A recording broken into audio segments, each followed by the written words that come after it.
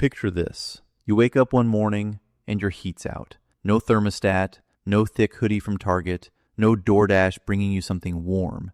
Just you, your apartment, and the cold creeping in through the windows. Pretty miserable, right? Now imagine that's not a bad morning. That's just every morning for thousands of years. That was the reality for our ancestors. And here's the wild part. They didn't just survive it. They thrived. We're talking about people living through conditions so brutal, so relentlessly harsh, that most of us wouldn't last a week without our gear. So how did they do it? Let's get into it. First, you need to understand what they were actually dealing with. Around 20,000 years ago, at the peak of the last ice age, global temperatures were about 6 degrees Celsius colder than today. 6 degrees sounds like nothing, right? Wrong. That's the difference between London being a city full of people and London being buried under a kilometer of solid ice. Massive ice sheets stretched across huge chunks of North America, Europe, and Asia. Sea levels were 120 meters lower than today. Britain was still connected to Europe. Alaska and Russia were the same landmass.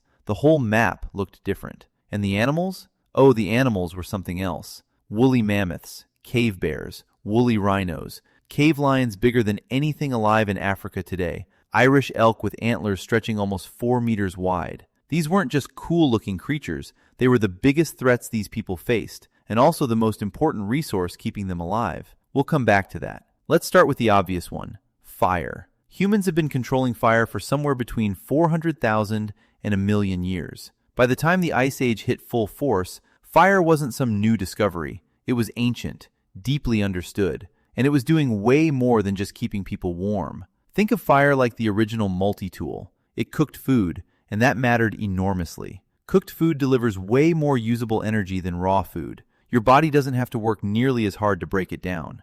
Evolutionary biologist Richard Wrangham actually argues that cooking is what allowed the human brain to grow as large as it did. We traded gut size for brain power. Cooking did the digestive heavy lifting, so our bodies didn't have to. Fire kept predators away at night. When you've got a cave lion, a 300-pound animal that has zero reason to be afraid of you personally, circling outside in the dark, a roaring fire is your best friend. Predators genuinely don't mess with fire. You keep it burning, you sleep, you wake up alive. Fire also dried out wet clothing. In below freezing temps, wet clothes don't just make you uncomfortable, they kill you. Fire hardened spear tips, extended the light during winters where it got dark by 4 p.m., and made it possible for groups to gather, tell stories, pass down knowledge. And here's something people almost never talk about. The most important person in an Ice Age group might not have been the best hunter or the strongest fighter. It was probably the person who kept the fire going. Lose your fire in a blizzard with no way to restart it? That's potentially it.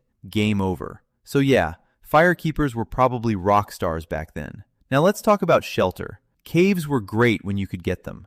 A deep cave holds a pretty stable temperature year-round, usually somewhere between 10 and 13 degrees Celsius, no matter what's raging outside. Not toasty, but survivable, especially with fire and shared body heat. But people couldn't always camp near a cave. Resources moved, animals migrated, so people followed, and when there was no cave available, they built. Archaeological sites across Eastern Europe and Russia show something that honestly sounds made up until you see the evidence. Mammoth bone houses. Yep, actual homes constructed almost entirely from mammoth bones and tusks. The most famous examples are from a site called Mazirich in Ukraine, dating back around 15,000 years. We're talking hundreds of individual bones, femurs, shoulder blades, jawbones, stacked and interlocked to form walls, then covered with animal hides to keep the wind out. Some of these structures used bones from over 150 different mammoths. Let that sink in. These people had no hardware store, no lumber yard, no power tools. What they had was a dead mammoth, stone tools, and the collective brain power to figure out, if I stack this curved bone here and brace it like this and tie those tusks together up top as a ridgeline, that thing's gonna hold. That's not just survival, that's engineering. Prehistoric, bone-based engineering, but engineering all the same. Here's something modern culture doesn't love to admit. Individual survival is mostly a myth. Our ancestors knew this. Their whole social structure was built around it. Hunter-gatherer groups typically ran 20 to 50 people in the core band, with broader networks connecting them to hundreds more across a wider region. In winter, when food was scarce and the margin for error was basically zero, you needed specialists. You needed someone who knew exactly how to process a large animal, every organ, every ounce of marrow, every fat deposit, to squeeze out maximum calories. You needed someone who knew which plants had edible roots under a foot of snow and exactly where to dig. You needed the elder who remembered the brutal winter 15 years back and knew which valley still had deer when everywhere else was empty. The elder who held all that knowledge wasn't a burden on the group. She was a library, an irreplaceable one. And those long winter nights huddled around the fire, that wasn't downtime, that was school. Stories weren't entertainment, they were survival manuals in narrative form, passed from one generation to the next.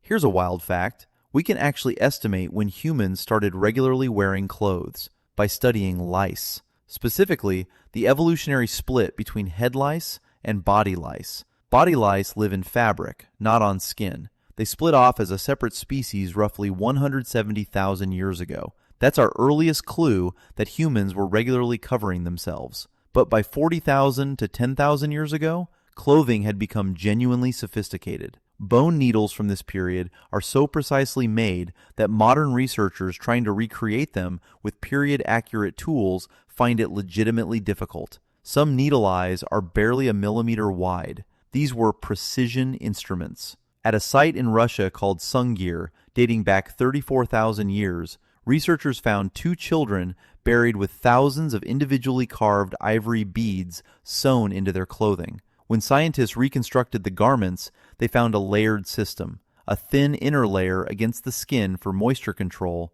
an insulating middle layer for warmth, and a tough outer layer for wind and water resistance. Hoods, pants, boots. Sound familiar? That's almost exactly the layered clothing system modern outdoor guides recommend today. They figured that out 34,000 years ago through pure trial and error. The people who got it wrong didn't make it. The ones who got it right passed the knowledge down. Staying warm in serious cold burns a lot of calories. Your metabolic rate can spike by 50% or more as your body fights to maintain core temperature. Add physical activity on top, hunting, building, hauling firewood, and the energy demands get enormous. This is why fat was basically the most valuable thing you could eat in the Ice Age. Not protein, not carbs, fat. It delivers more than twice the energy per gram of either of those, and it's exactly what your body burns to stay warm. This is also why the mammoth was so critical. A full-grown woolly mammoth could tip the scales at 6 tons, with thick fat deposits under the hide, fat marbled through the muscle, and potentially a fat hump on its back. One adult mammoth could provide somewhere around 500,000 calories, enough to feed a group of 25 people for weeks.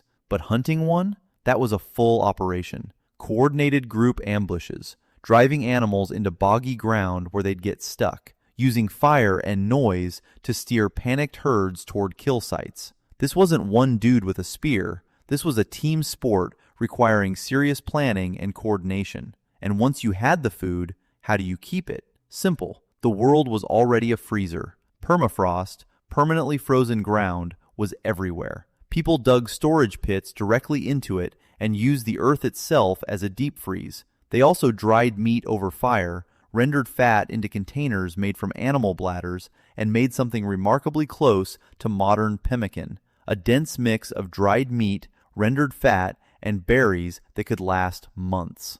Autumn wasn't rest time. It was frantic, organized, all hands on deck food prep season. And the evidence shows they stored way more than immediate need required. They planned for worst-case winters deliberately. That's not instinct. That's rational thinking under pressure. Fire, shelter, community, clothing, food strategy, migration along routes they'd memorized across hundreds of kilometers. None of this was luck. None of it was instinct. Every single survival strategy these people used came from the same place. The ability to look at a problem they'd never faced before, imagine what could go wrong, and invent a solution in advance. That's the thing that makes us human, not our strength, not our speed, our ability to think ahead. And honestly, the next time winter rolls around and you're complaining about the heating bill, just remember, your ancestors built a house out of mammoth bones. You'll be fine.